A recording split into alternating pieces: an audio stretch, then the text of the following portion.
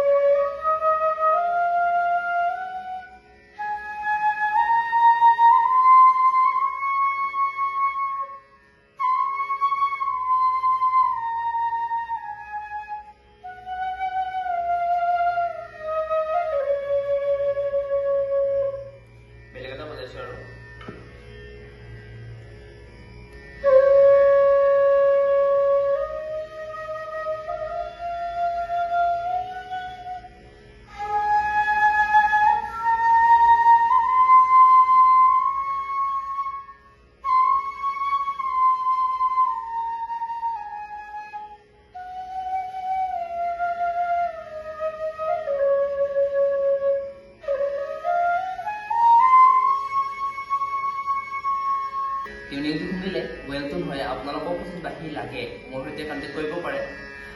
বাঁহীৰ লগত এটা কিৰিং দিয়া হয় আৰু লগত এটা বেগ পাব এনেকুৱা